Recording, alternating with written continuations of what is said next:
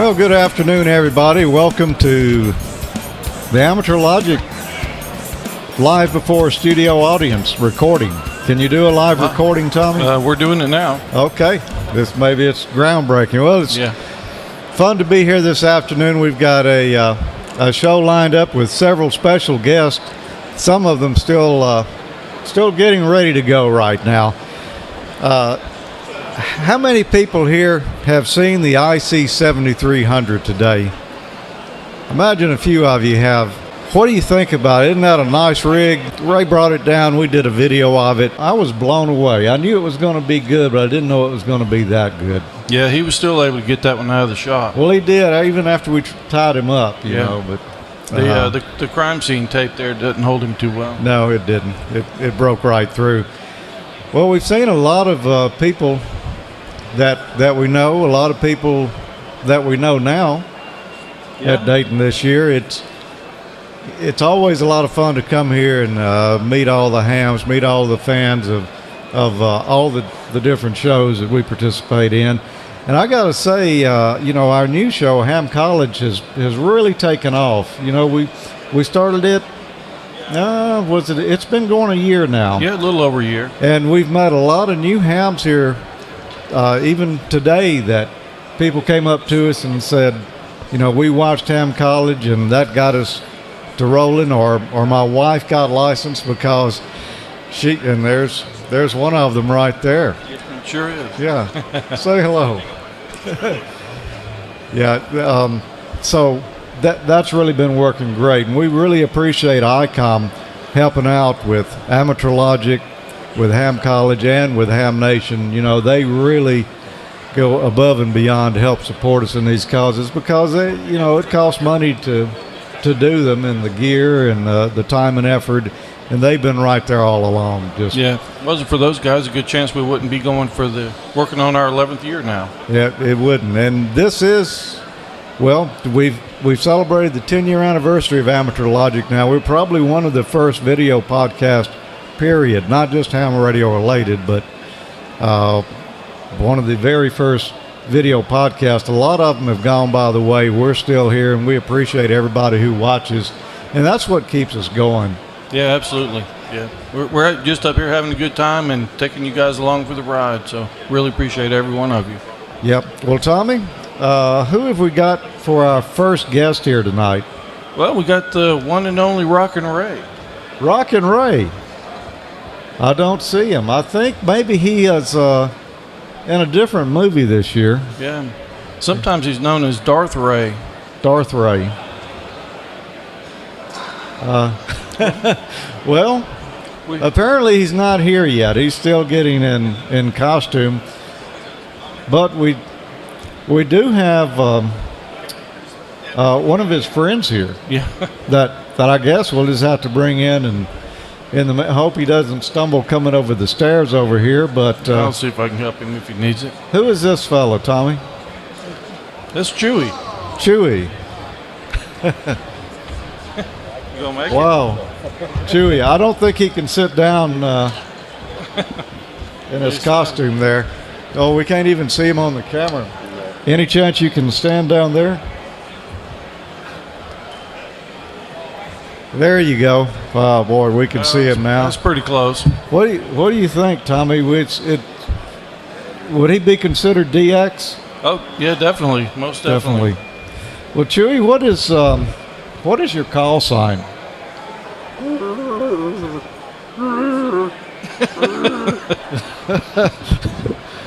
What did he say?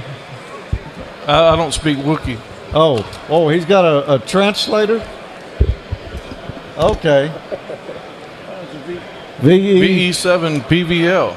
PVL, Paul Ville from Icom Canada.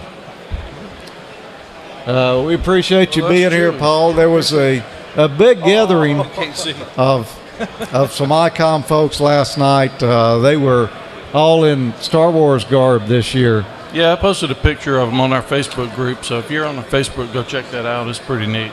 Yeah. They really did it up right. They did. I bet that's hot. I bet that is painfully hot. Probably hotter than the lab coats that we were wearing here last year. Yeah. You know, I'm allergic to cats. I guess I'm not allergic to Wookiees. Apparently not. If you start sneezing in a moment, we'll know what was up. No. Well, have we seen Darth Novak yet? Yeah, he's around. Well, I tell you what, while we're waiting on him, why don't you sing the theme song? Okay, I don't think anybody here really wants that. Yeah, I'm not sure they do either. I don't see. Well, while we're waiting on that, we've got another host that's part of Amateur Logic. You know, we're an international show. Our friend Peter, VK3PB from Melbourne, Australia, couldn't be here today, but he sent us just a short video clip to say hello to everyone. Hello everybody from Peter in Melbourne, Australia. I'm sure you're going to have a great time at Dayton this year. There'll be lots of interesting lectures to go see from interesting presenters. You can look at new equipment and also buy some old equipment in the swap meet outside. But the best thing about Dayton is the opportunity to meet new people and to catch up with friends that you haven't seen for a while. So from all the amateurs in Australia and from myself, have a great time and 73s. I wish he could have been here.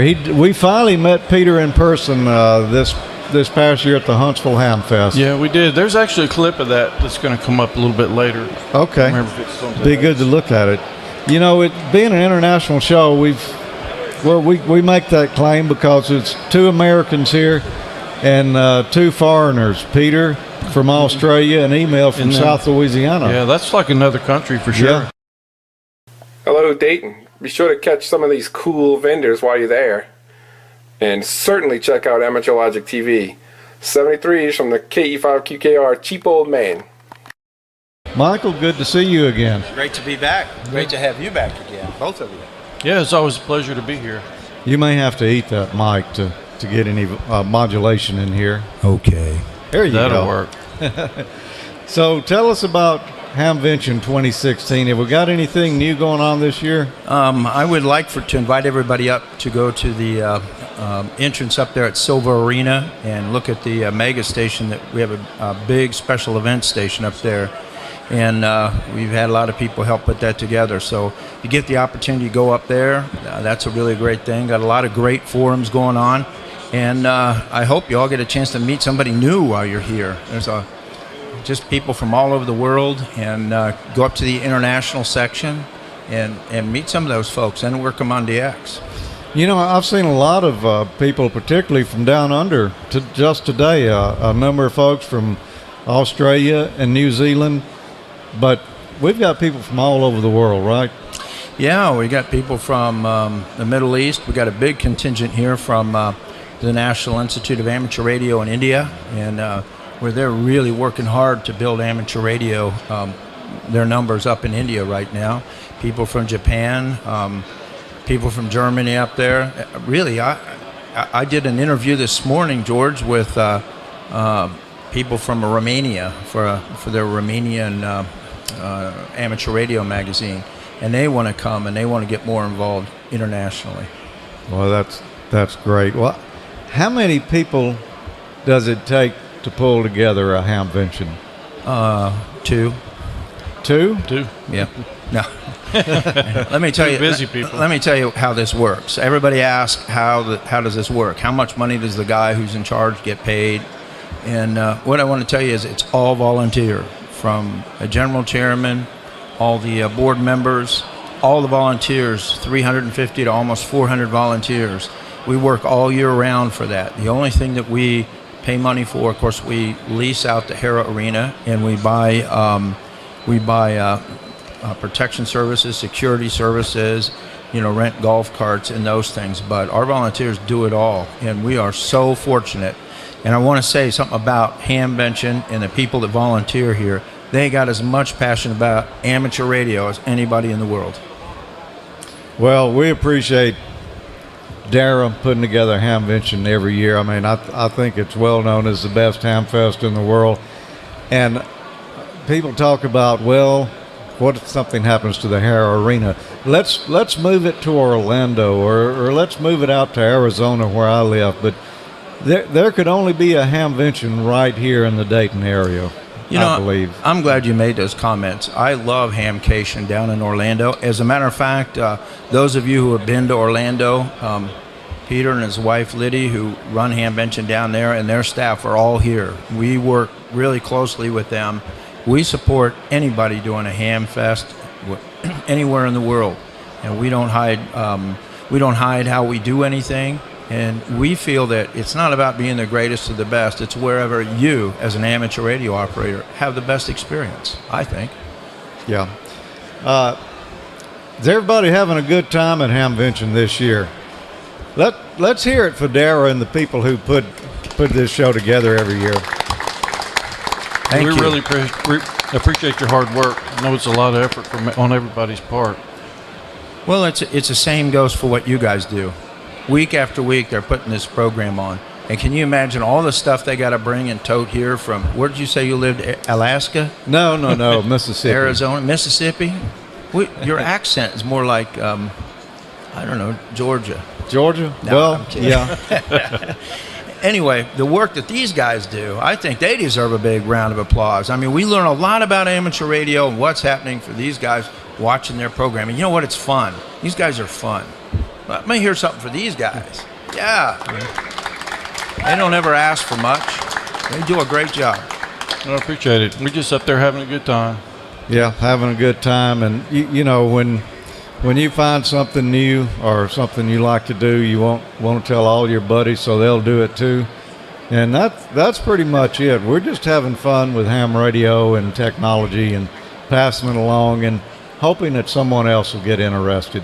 And I know it must be a labor of love also for the people here at DARA and putting this event together. It really is. And I want to let you know that DARA has international members.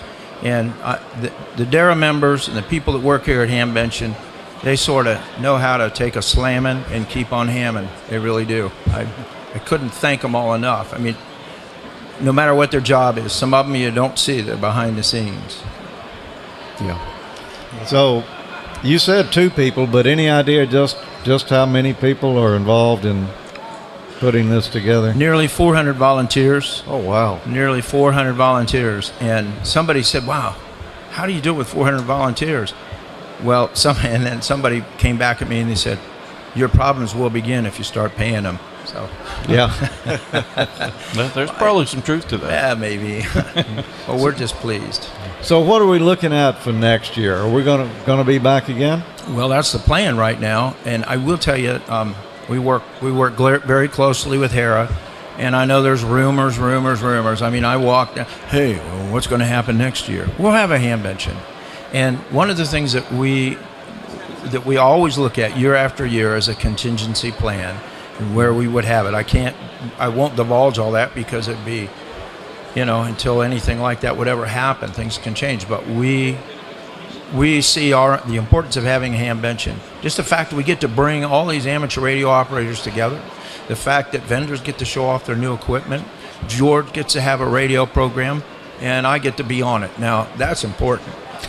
There's a lot of great things, but we are planning, we're working with Hera, and you never know what's going to happen. You hear rumors, but right now, business as usual for next year. Okay.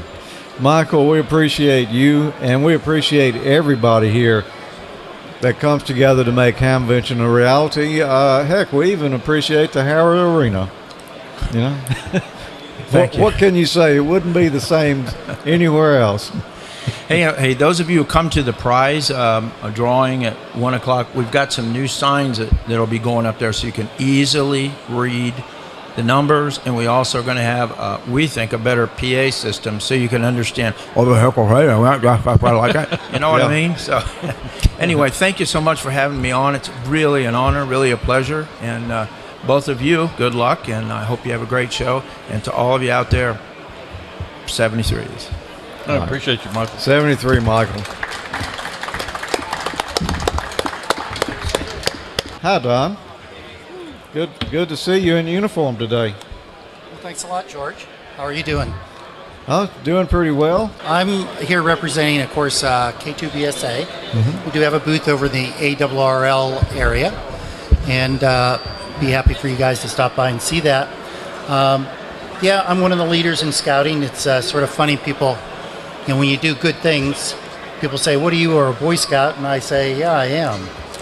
And so I came back to scouting with my son, and been heavily involved in amateur radio and Boy Scouting, especially the combination of those two, which we call radio scouting today. I'm amazed as I go across the country, I find a lot of people, amateurs and scouts, who don't know anything that radio scouting exists. And it's a big movement in scouting today to get youth involved from both sides for amateur radio and scouting. And of course, it's two great hobbies coming together for really lifelong avocation and vocation. So it's a good thing to support. Yeah, Boy Scouts is such a great organization. I was a Boy Scout when I was a kid. I started at Cubs, worked my way up into Boy Scouts, and I was in there for a long time. I never did make it to Eagle. We ended up moving away in the small town I had. There wasn't so much support for it, but I was a scout leader for my son's group. I went to sign him up for Tiger Cubs, and they talked me into being a leader when I went to sign him up. So Well, I we stayed in appreciate it that. for a good while. We appreciate I've that. got a shirt pretty much just like that hanging in the closet now. Well, it's interesting how people come back to scouting. I came back to scouting when my son got into Cub Scouts, and we've been really fortunate. We've been to all the 4 high adventure bases, and through that I've taken amateur radio along with me. So it was a natural progression to go over to K2BSA as a resource center, and that's what we're really trying to develop it as.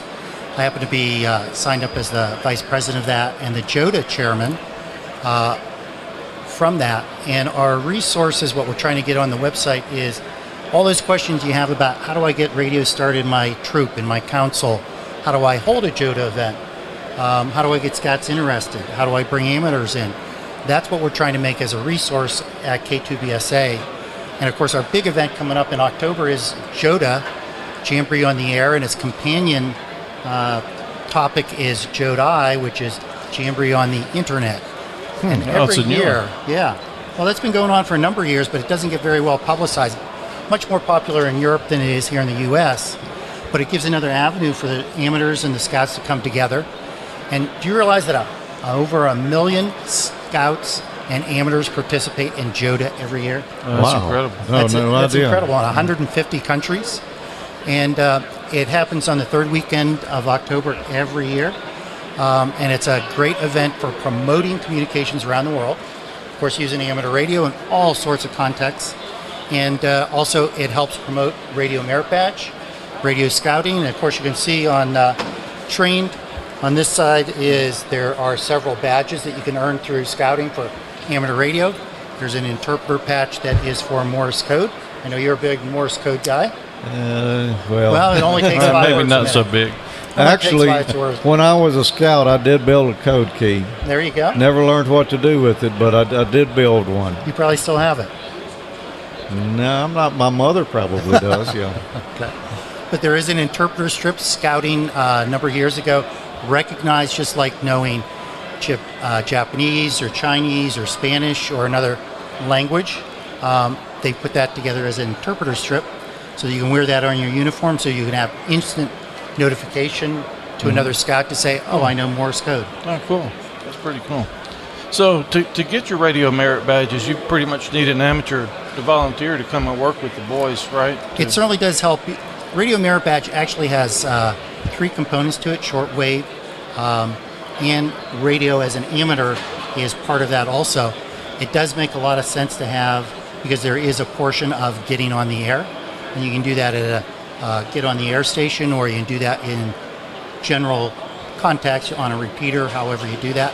And again, Radio Merit Badges, all merit badges are really related to creating awareness of what is there. It doesn't give you the license, but I know my last JOTA I had 4 scouts come out of that and go and test, and 3 of them got their tech license. So it's a way of graduating people up through the ranks, and a nice progressive step.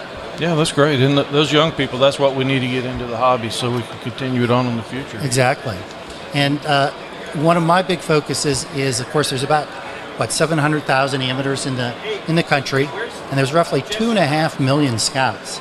And I'll bet if you talk to, just like the two of you, most of those amateurs have a scouting background of some kind. Was in scouts, got started with Morse code, got started with oatmeal can crystal radio, whatever it was, there's a connection. And yet many of them don't know that ham radio as radio scouting even exists.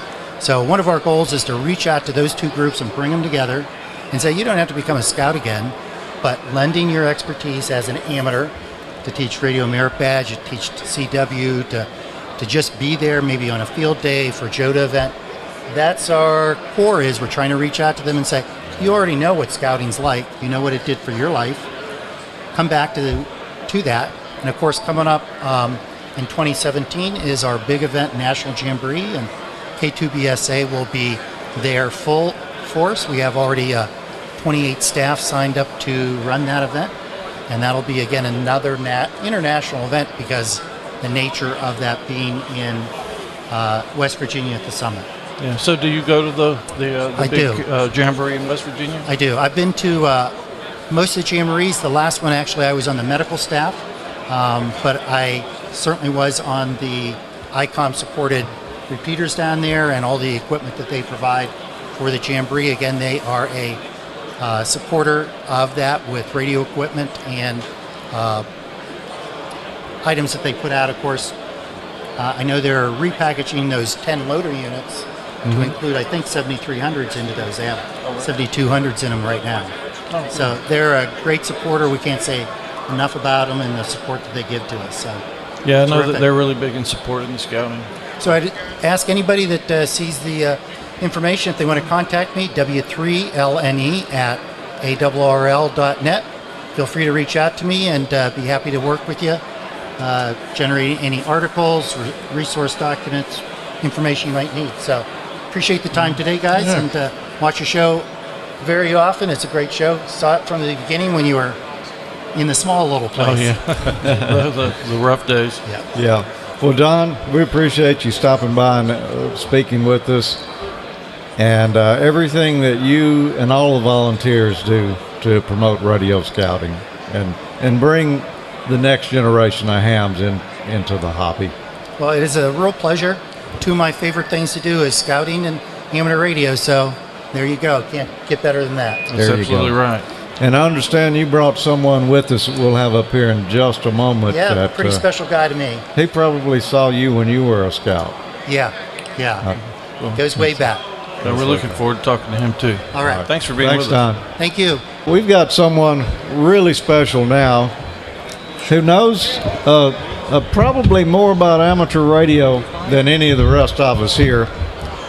And we are honored tonight to have Arthur Kunst, W3WM, with us. Arthur is Don's father. And how many years have you been an amateur, Arthur? Did you just get licensed, or have you been around a few years? Well, not a few years, actually a lot of years, too many years. Actually, about 76 years. Oh, wow. Oh, wow. I think I might beat the record for anybody around here in this arena deal. It's a lot of years. Boy, and you've probably seen a lot of activity come and go with amateur radio during that period. What was it like 76 years ago? Well, that was a long time ago, and that was precisely in about 1938, 1939. And at that time, I was in high school, and I had a great interest in shortwave listening.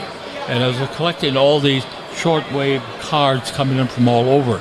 And the one I particularly remember was getting one from the Soviet Union at that time, when the United States did not recognize them. And I received this package from the Soviet Union about collaborating on the card that I had sent them. And they said, yes, you did that. My mailman said, I think you're a communist. I'm going to turn you in. And here I was, 15 years old or something like that. So that's where I got started at that time.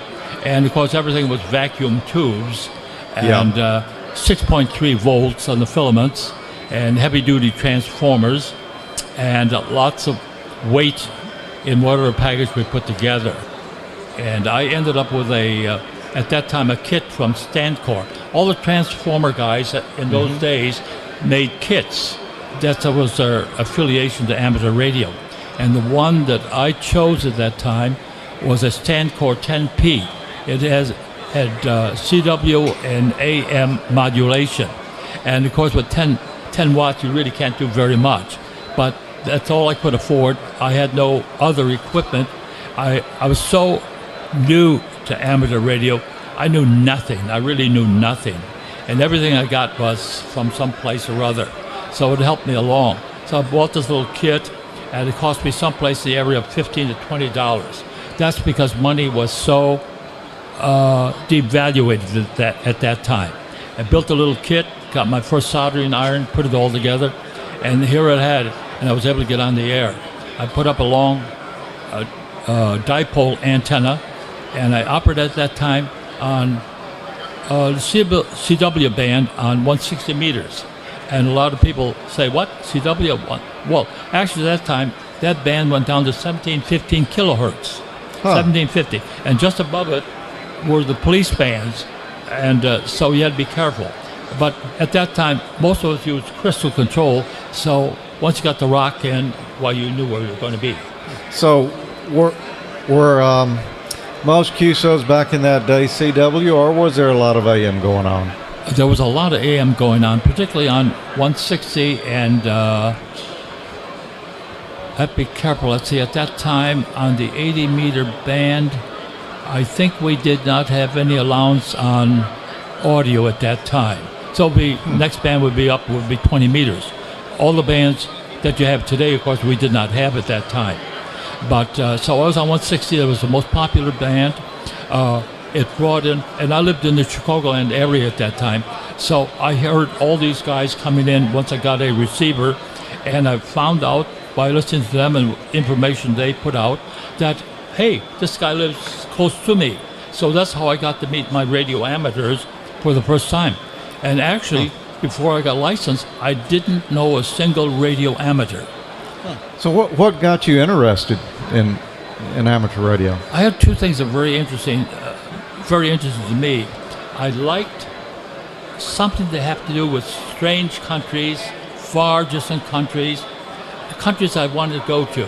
So I'd hang out at the library, and I was a young squirt at that time, someplace in the area, about 10 years old. I go to the library and found out I could get a free library card, and I could take anything I want out of the library. Whoa, that was a real fascination. At that time, Africa was a very strange place in the world, and I used to take these African books out and read about them. So I had a fascination for distant places, far-off places, real early on. That was my first primary driver.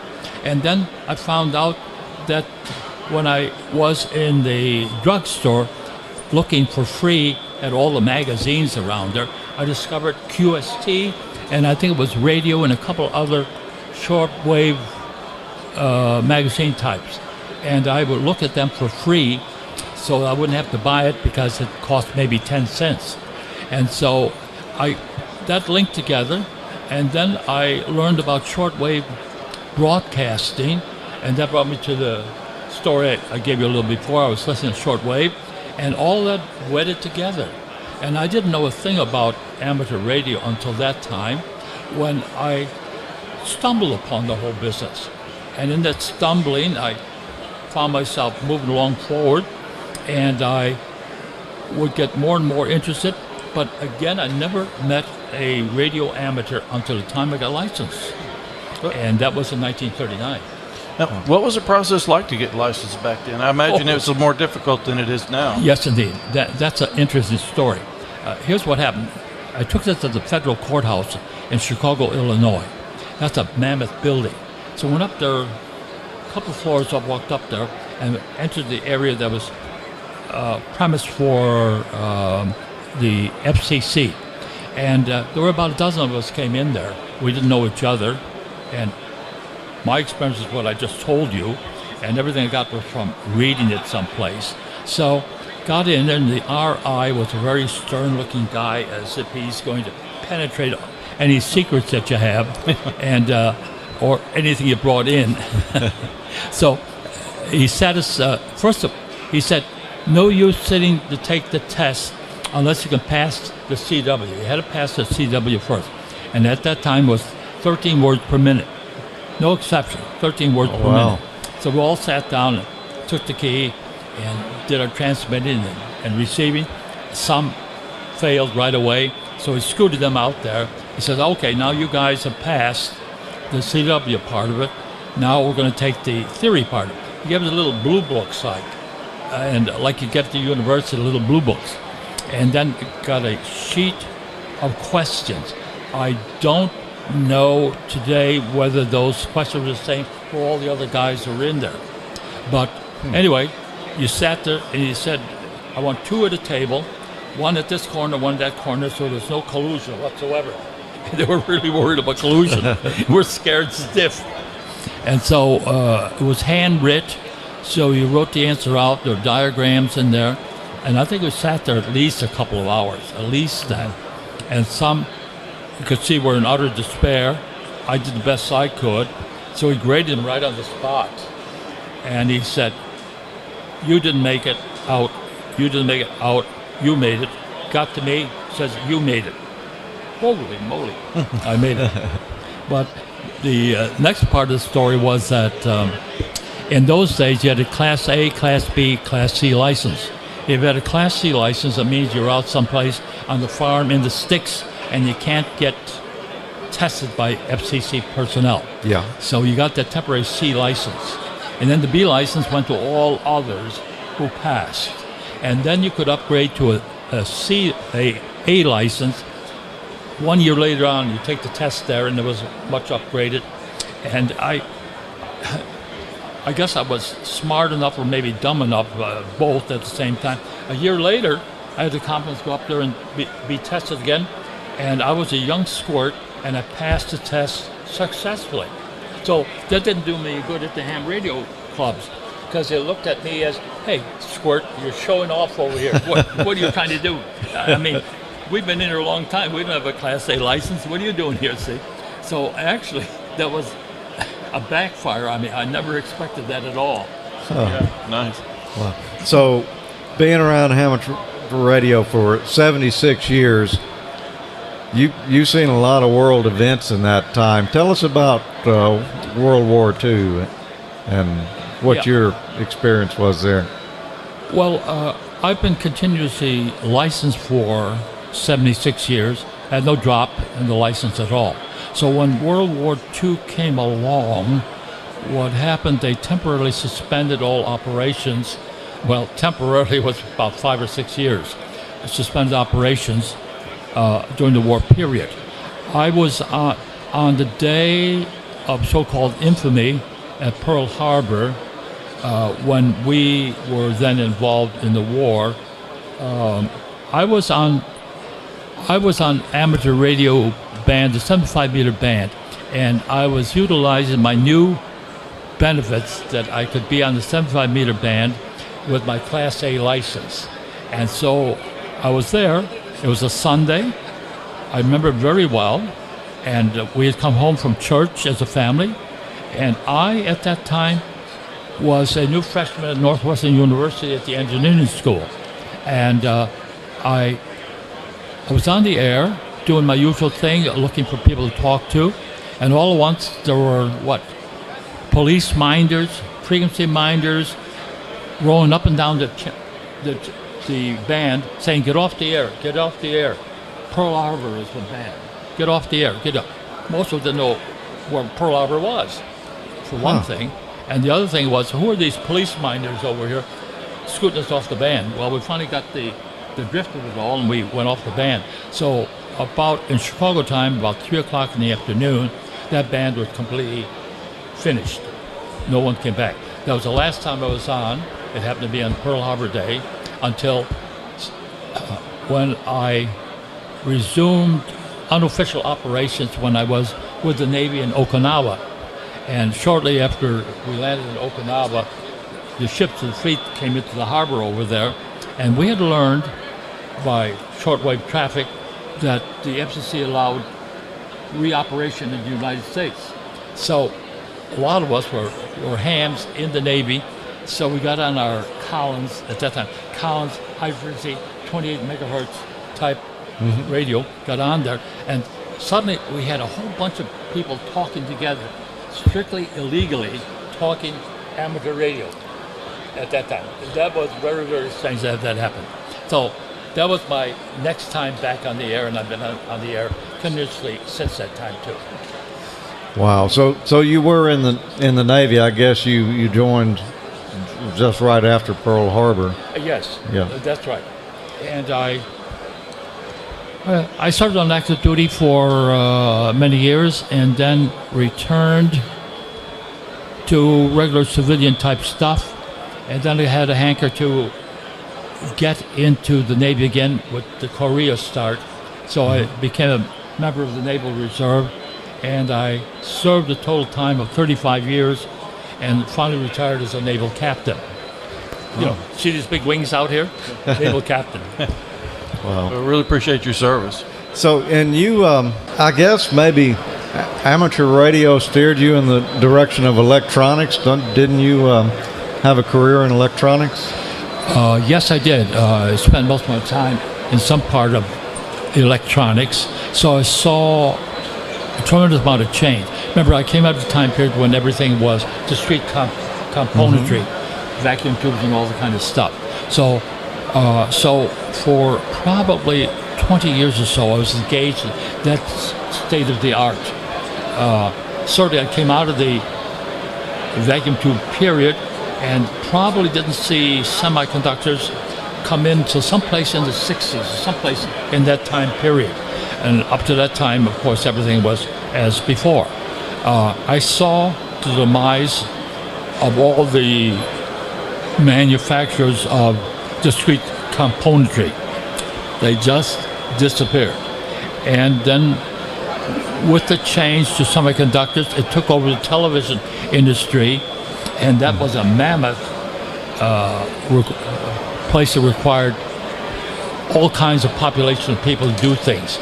And we lost that whole industry over a number of years as there was a switch from vacuum tubes over to non-vacuum tubes. That was a whole big change. That's how it all happened. Wow. So I know when I came along, we were well into transistors. We still had vacuum tubes around. We were into transistors, and integrated circuits were just becoming real popular. And I was thinking the whole time, what is this doing to the TV service guys? Because a lot of them, they knew how to swap tubes. Right, and that's the way it was done in those days. Take it to the service guy. Well, Arthur, we appreciate you visiting with us and telling us a little bit about amateur radio that a lot of us didn't know. And you've got family members that are hams as well, don't you? Well, my son Donald was here just a moment ago, and I have a grandson.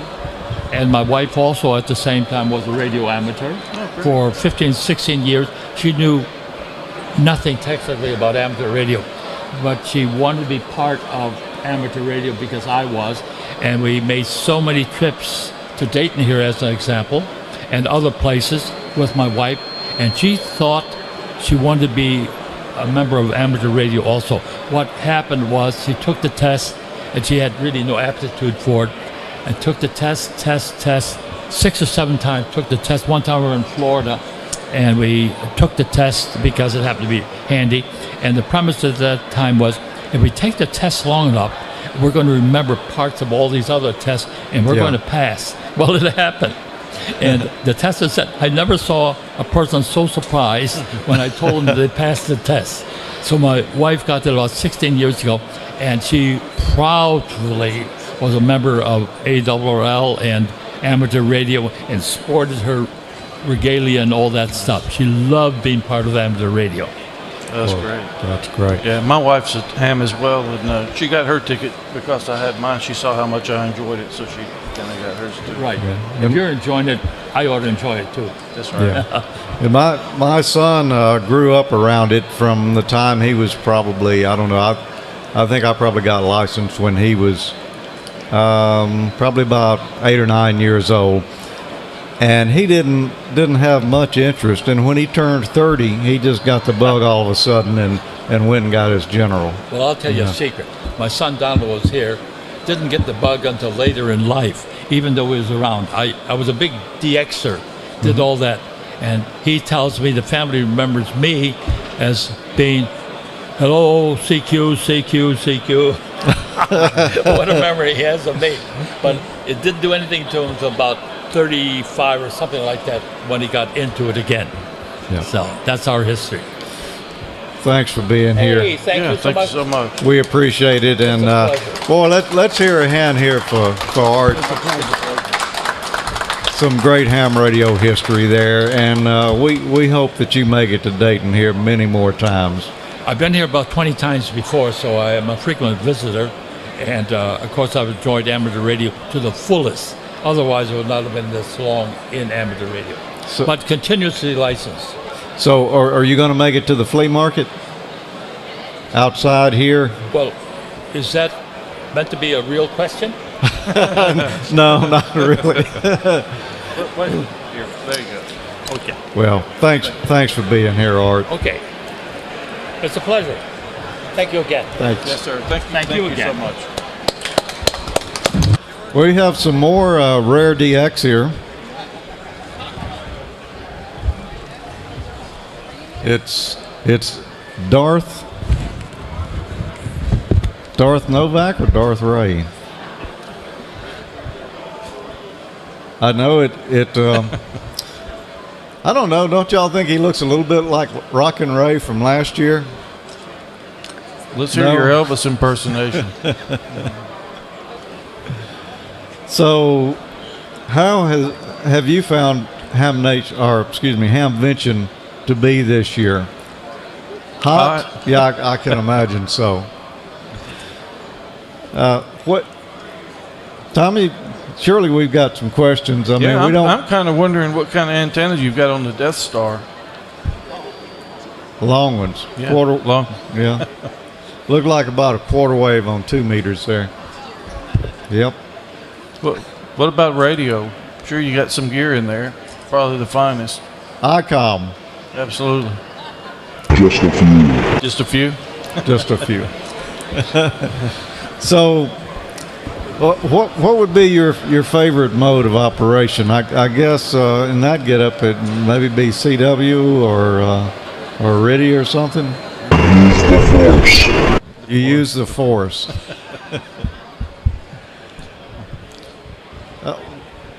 Is there any kind of greetings that you would like to give the audience here today? No? Say live long and prosper. You can say that, but you got to do like this. I think when you do it, yeah. That's close enough. Yeah. So Has he sung the song yet? he has not sung the song. And I don't think anybody here really wants me to sing. No. Maybe you should sing it for him. Dun, dun, dun, dun, dun, dun. So, what is your position with Icom now? I know that obviously you wouldn't make this long voyage unless you had some business here. I have an evil emperor that I must make happy.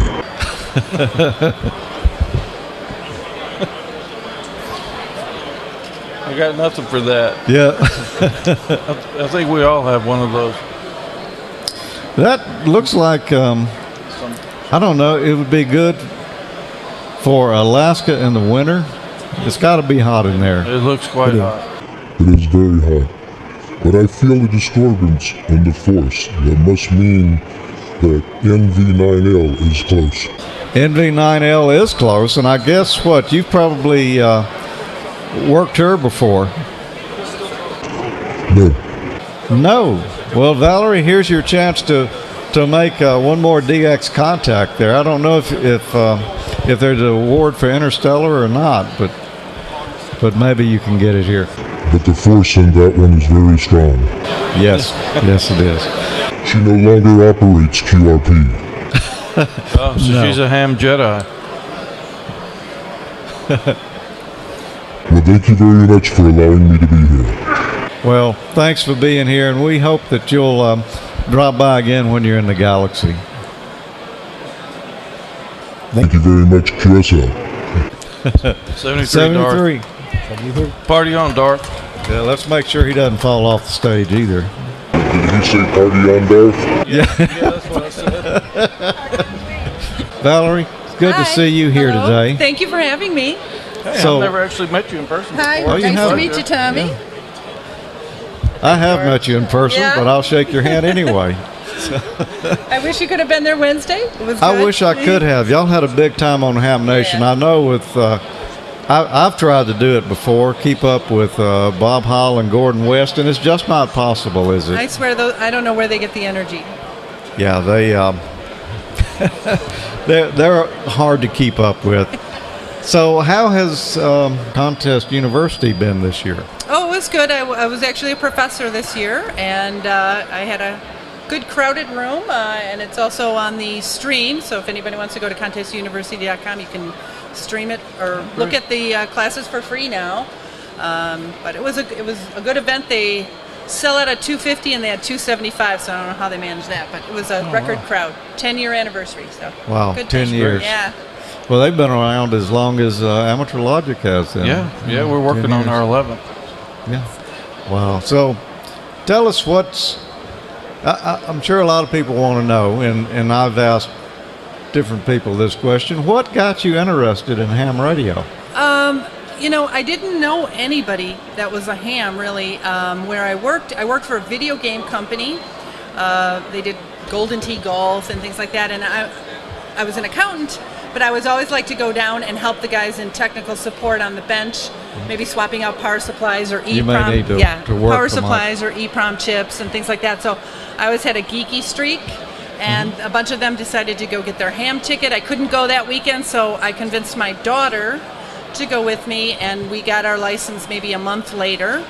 And then so your daughter is licensed too. I Boy, was didn't know I was that. KC9KIQ, and she is KC9KIR.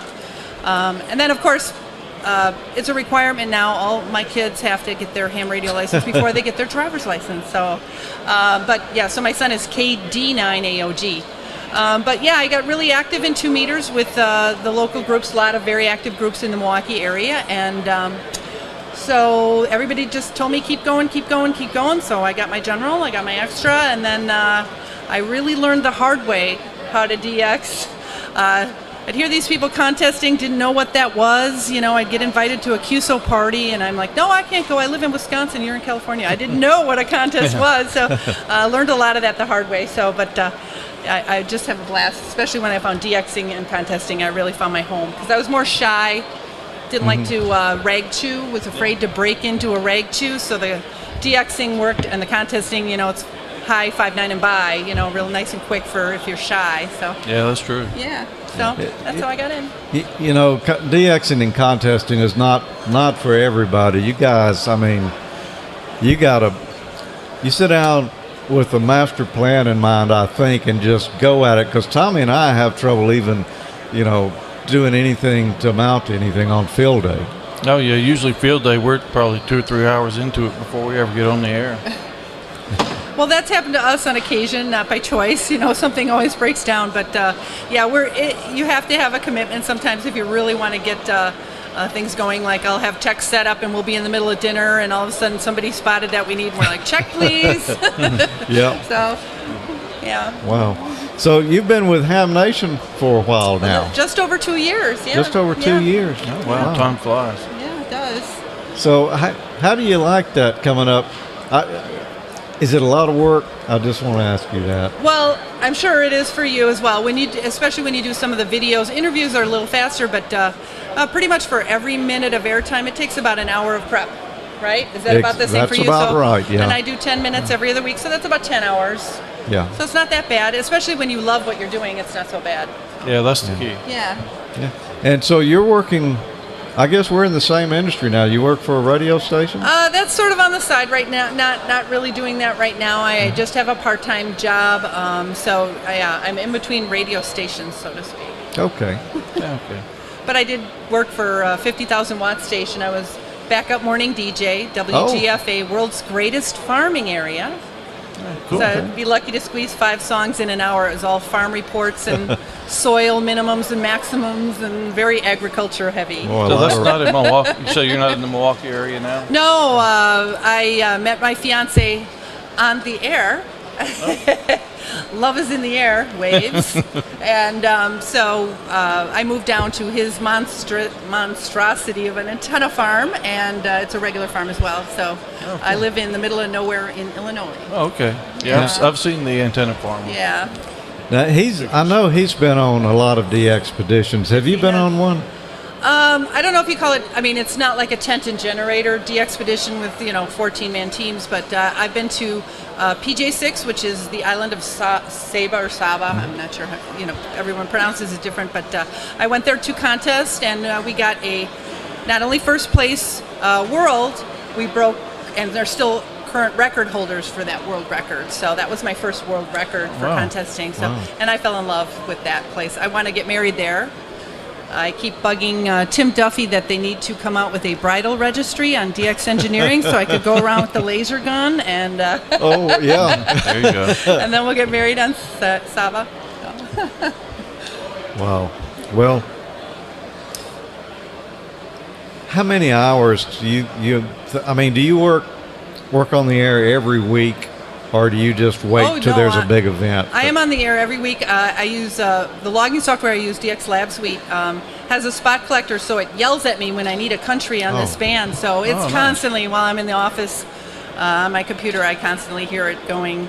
Some of them are embarrassing. It'll say like USA on 30-meter RIDI. How did I not get USA on 30-meter RIDI? So, so it tells me what I need and when I need it, and then I have to go hook up the antenna, antenna, and I've seen your shack. It sounds like shooting fish in a barrel. there was a learning curve, though. I mean, because we have so sure. many stack matches and antenna and coax. I mean, I have probably 5 antennas I can choose from just for 20 meters. So it's a bit of a learning curve to go into the coax room, which is pretty scary, and figure out which one goes where and hook it all up and get ready. So, yeah. It sounds like a pretty good problem to have, though. It is a good problem to have, especially since I just had a little used Trivander and 100 watts in my station in Wisconsin. So definitely much nicer. Oh, yeah. But you can work DX and contest with 100 watts, can't you? Oh, you can. And when Jerry was on a deserted island, I had to wait for him to go on a deserted island. But I actually did my first QRP contest because I figured with that antenna farm and the YL dB gain I get, 2 dB gain I get being a YL, I figured, I should give QRP a shot. Second place, but, came close. Yeah, it's a little bit weighted. Yeah. So what's next? What activity is it that you want to do that you haven't done or you haven't fully explored yet? Well, we just put together a 6-meter Yagi. It's 10 elements on a 60-foot boom. It's huge. For 6 meters, as soon as we get back, we're going to put that in the air, and I really want to focus on 6 meters and get going on that. That's sort of a weakness. I really haven't done much with that. And that's a lot different than HF. It is, and isn't there's a lot more patience to that, probably more so than 160, I would think. Yeah, it's a fun band when it's open, though. Yeah. And we're coming up on the season, so that'll be good. Yeah. Well, Val, we appreciate you stopping by. Thank you for having me. It's nice good to finally meet you, Tommy. Yeah, same here. Yeah. It's a pleasure. And we're going to see you tomorrow at at Hamvention Forum 1, right? Forum Room 1, we'll be there. 10:30 in the Big morning. room. All right. I think I'll see someone we know out there in the audience. Big time. You got it?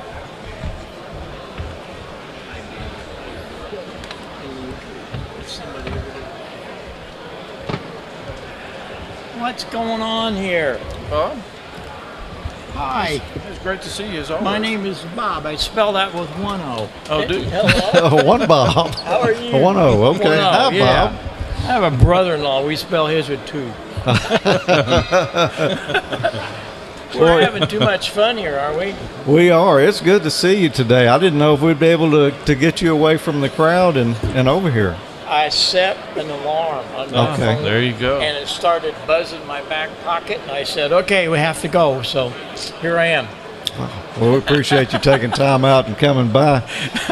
So, what what's on your list for Hamvention this year? I know you don't really get to wander from the booth very much, but is there anything you want to see while you're here? Yeah, I'd love to go to the flea market, but that's not going to happen. I'll go for you. I don't know how much time I'll get to spend there. The problem is, if I go to the flea market, I'll never get back into the booth. Yeah. And then Sarah will fire me. And since she owns the company, she really does, I just invent stuff. That could be really tough because I might not have a job. Yeah. So, no, I just, I'd get out there and forget time. And it's such a passion because that's how I learned what I know is from playing around with all this stuff. And there's so many parts and stuff out there. I know it would be just great to go out. Yeah, it takes a lot of time. It does, but there's some neat things. But Dayton is just Dayton. There's so many things here, no matter what you want, and it's the mecca of ham radio for sure. It is. I saw, and I don't know if you're really talking about it much yet. I saw a new microphone when I was over there at the Heil Sound booth. Yeah, we've been working on this for some time. I should have brought it with me maybe, but it's really a rebuild of the 1933 RCA. They called it the pill because it looks like a pill. Sat on Johnny Carson's desk for years, and then of late, Larry King had one. And for years, that's what it was. The broadcast stations' recordings used RCA 77s. Yeah. It was built by Harry Olson and designed by Harry. And I've always loved the look of it. And, of course, big old ribbons like that. And today, they're just worth more than a car. Oh, yeah. Yeah, you can't hardly find one. Used to be every radio station had one thrown in the corner, probably with a ribbon broke on it. That's right. Finally, people started finding out about eBay.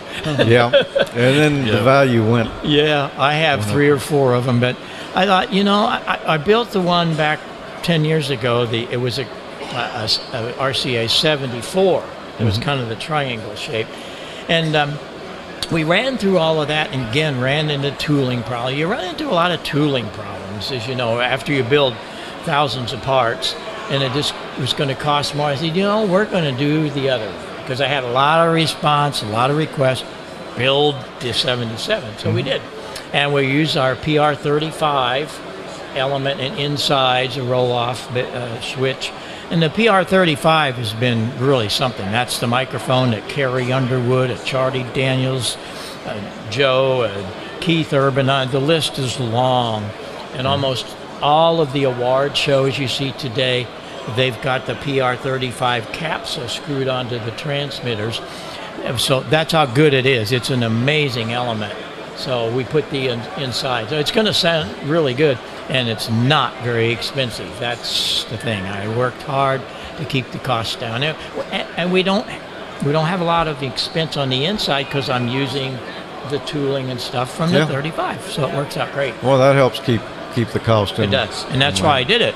And hey, if it was some junky little microphone, it'd be different. But the 35 was perfect for it. So anyway, that's new. And we got a couple other things we're working on. The Pro 7 has just been amazing, and we finally have the HC4 here, so that's been kind of fun. So I know we've talked about it before, but just for those who don't know, what initially got you interested in amateur radio? I mean, I had a high school chum that was working on his ham license, but it was kind of interesting. His father was the music director in Marissa, Illinois, and he was the church organist at the Baptist church and had a brand new Hammond organ. And I would go down there to play his dad's Hammond organ. And eventually my mother and father bought me a B3 Hammond organ. This is 1952. It was then called a B2. And George was back there working on his code, so I'd be back and forth. I'd be from the organ to the back in his room and learning code. And it was George Crowder. He got his license K9DTQ, and that's how I got started. And I went nuts. 6 meters was open 24/7. That was the biggest sunspot cycle we'd ever had. And so I I just got infatuated with VHF. And I didn't listen below 50 megacycles for decades. Wow. Because I was just went nuts for the VHF. I had a 110-foot Roan with a 36-foot long Telerex and for 6 meters. Then I had up that 128 element array on 2 That was meters. something. I wish we had a picture of that. I don't know that anything's ever been done like that before or since, has it? Well, I don't know, but that was a whole story. We could do a whole show on that. Yeah. But I learned so much from all this stuff. And that's why I just saw a young guy came to the booth a while ago. He's 12, and it brings back those memories, because when I got on the air, I'd meet people, and you don't know who you're going to meet. And one of the first people, first 2 months I was on the air, I met this guy who was on single sideband on 6 meters. That's 1956. That hadn't been done. I mean, that was rare. And I thought, what is this? And I started talking to him each night, and he gave me his address. And at that time, I was then, at the age of 15, playing the organ at the Fox Theater. We'd play for 8 to 10 minutes in between the shows, and then I might have 2 hours to kill. And so he'd come and see me. I roll up in front of the building, and it was KMOX radio. He was the chief engineer at KMOX. Couldn't do this today, George. He helped. I asked him, would you build me one of those transmitters? And he said, no, but I'll teach you how. And he did. Oh, that's I learned how to solder. I learned the color code. I learned how to take a green me punch and punch out chassis. All of those things that we did back in those days, and I built that transmitter. Wow. Single sideband, 6 meters. We were one of the first 10 on single sideband. I had a kilowatt. I built a Johnson 6 and 2 Thunderbolt. It was a kit, a pair of 4 CX 250s.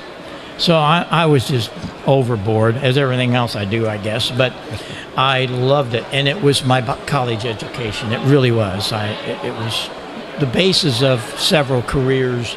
But I sure enjoy ham radio, and I love passing it on, especially to the young. And that's why that when Leo Laporte asked me to put a program together on Ham Nation, I've always been someone, I wanted to bring this technology to the outside world. We all know, everybody here, we know how great it is. What needs to happen is the outside world needs to know. And through your shows and Ham Nation, we see tens of thousands of people a month that would normally think we're a bunch of geeks running around. No, not at all. It's very technical, and it's an incredible hobby. So that's why I jumped on that. I figured Ham Nation would last a couple of weeks, and here we are in the 5th year. That's kind of, it's lasted more than a couple of weeks. Yeah. Well, the first person I called was Joe. I figured, well, I won't be in trouble. I'll get Joe to help, and he was thrilled to do that. And then I called Gordo. I figured, well, we got 2, and then you came along, and I'm going, I think we might have something here, and guess what? We do. and thanks to Icom for supporting us, because we would not be able to do that show on the Twit Network without their support and the support of DX Engineering. Right. Well, we get, once in a while, I'll get a rough email from some guy saying, oh, man, you got all those ads. We don't want to see ads. Well, I tell you what, why don't you send us your blank checkbook, and you can pay for all the time that Leo has to pay. He's got 4 or 5 people back in Petaluma that run the boards and do the lighting and do all this stuff they got to do to keep the studio running. I mean, we're all volunteers. I don't know about you, but I don't get very much money for that at all. Yeah. He didn't tell you any secrets, did he? I mean, he didn't tell me any secrets. Okay. No, we love it so much. But yes, Icom was, Ray Novak jumped on this thing right at the start, and God bless him and all the people that keep it going. And then and now it's to the point where we're running 60, 70,000 views on this thing, on the show. Now we got Casper Mattress and Harry's and all the other guys. Yeah. We are blessed that they're looking at the ham radio side saying, There's some people there that are buying our products, and we love it.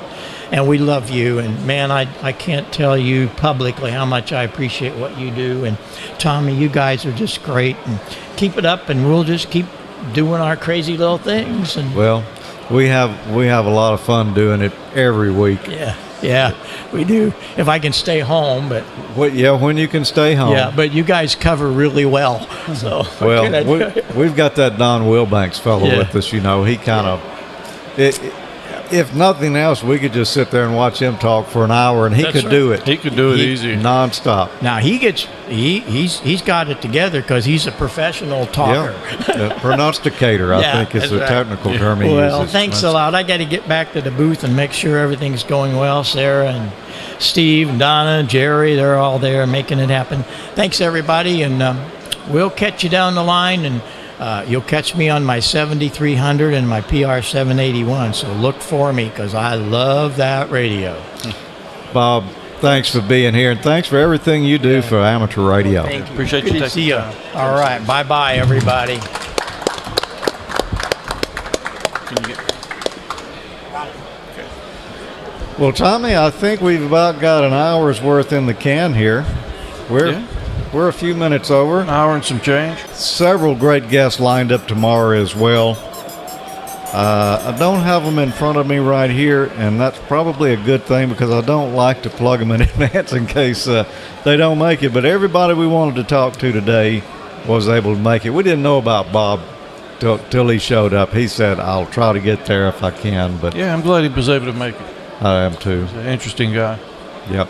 7-3, everyone. Thanks for joining us, and we'll be back here tomorrow at 2 p.m. with some more great guests. Thank you for being here.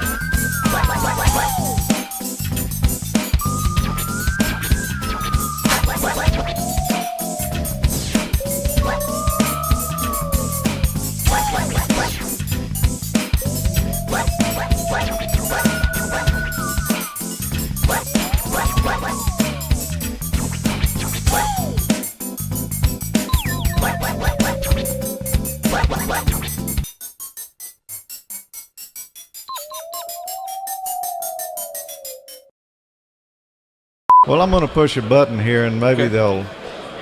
Here we go. Well...